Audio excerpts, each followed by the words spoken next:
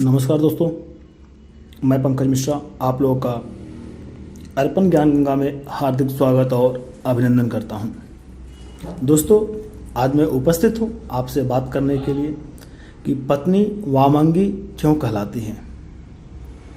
दोस्तों, जैसा हम आपको विदित हैं, शास्त्रों में पत्नी को वामंगी कहा गया है, जिसका अर्थ होता है दोस्तों बाएं अंग का अधिकारी। इसलिए दोस्तों पुरुष के शरीर का बायां हिस्सा स्त्री का माना जाता है। दोस्तों, इसके अपने कई तर्क हैं। इसका कारण यह है कि भगवान शिव के बाएं अंग से स्त्री की उत्पत्ति हुई है, जिसका प्रतीक है शिव का अर्धनारीश्वर शरीर। यही कारण है कि दोस्तों हस्तरेखा विज्ञान की जो पुस्तकें होती हैं उसमें पुरुष के दाएं हाथ से पुरुष की और बाएं हाथ से स्त्री की स्थिति को देखने की बात कही गई है। दोस्तों, बात की जाए तो शास्त्रों में कहा गया है कि स्त्री पुरुष की वामंगी होती है। इसलिए सोते समय और सभा में सिंदूरदान, द्विरागमन, आशीर्वाद ग्रहण करते समय और भोजन के समय स्त्री पति के बाईं ओर रहना चाहिए। इससे शुभ फल की प्राप्ति होती है। दोस्तों, वामंगी होने के बाद भी कुछ कामों में स्त्री को दाईं ओर रहने के बाद शास्त्र कहता है। शास्त्रों में बताया गया है कि कन्यादान, विवाह, यज्ञ कर्म, जात कर्म, नामकरण और अन्नप्राशन के समय पत्नी को पति के दाईं ओर बैठना चाहिए। दोस्तों, पत्नी के पति के दाएं या बाएं बैठने संबंधी इसके पीछे बहुत सारी मान्यताएं भी हैं और यह तर्क यह है कि जो कर्म सांसारिक होते हैं उसमें पत्नी पति के बाईं ओर बैठती है, क्योंकि यह कर्म स्त्री प्रधान कर्म माने जाते हैं। यज्ञ, कन्यादान, विवाह यह सभी काम पारलौकिक माने जाते हैं और इन्हें पुरुष प्रधान माना गया है। इसलिए इन कर्मों में पत्नी के दाईं ओर बैठने का नियम है।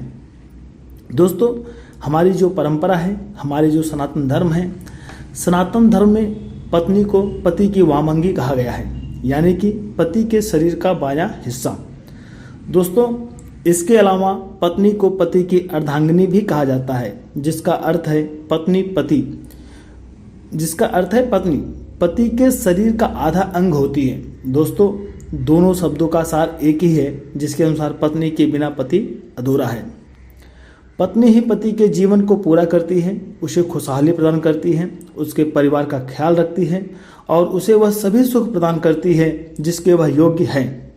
पति पत्नी का रिश्ता दुनिया भर में अत्यंत महत्वपूर्ण बताया गया है। दोस्तों, चाहे कोई भी परंपरा देख लीजिए, कोई भी रीति रिवाज परिपाटी मर्यादा को उठाकर आप देखिए, चाहे समाज देखिए, सोसाइटी कैसे भी हो, लोग कितने ही मॉडर्न क्यों न हो जाएं, लेकिन पति पत्नी के रिश्ते का रूप वही रहता है। प्यार है और आपसी सामंजस्य समझ बना हुआ है। दोस्तों, हिंदू धर्म के प्रसिद्ध ग्रंथ, हमारे जो सत्य सनातन धर्म में प्रसिद्ध जो ग्रंथ है महाभारत में भी पति पत्नी के महत्वपूर्ण रिश्ते के बारे में काफ़ी कुछ कहा गया है। भीष्म पितामह ने कहा था कि पत्नी को सदैव प्रसन्न रखना चाहिए, क्योंकि उसी से वंश की वृद्धि होती है। वह घर की लक्ष्मी है और यदि लक्ष्मी प्रसन्न होगी तभी घर में खुशियाँ आएंगी। इसके अलावा भी दोस्तों बात की जाए तो रामचरितमानस में भी कहा गया है कि जिय बिन देह नदी बिन वारी, तैसे ही नाथ पुरुष बिन नारी। तो दोनों एक दूसरे के समकक्ष हैं, दोनों का एक दूसरे के प्रति कहीं न कहीं लगाव जुड़ा हुआ है और इस लगाव को हमारे धर्म में, हमारी संस्कृति में, हमारी परंपराओं में बहुत महत्वपूर्ण स्थान दिया गया है। दोस्तों, अगर बात की जाए तो धार्मिक ग्रंथों में पत्नी के गुणों के बारे में विस्तार पूर्वक बताया गया है। तो आशा करता हूँ दोस्तों जानकारी आपको अच्छी लगी तो प्लीज़ चैनल को लाइक, सब्सक्राइब, कमेंट करना ना भूलिएगा। दोस्तों, नमस्कार।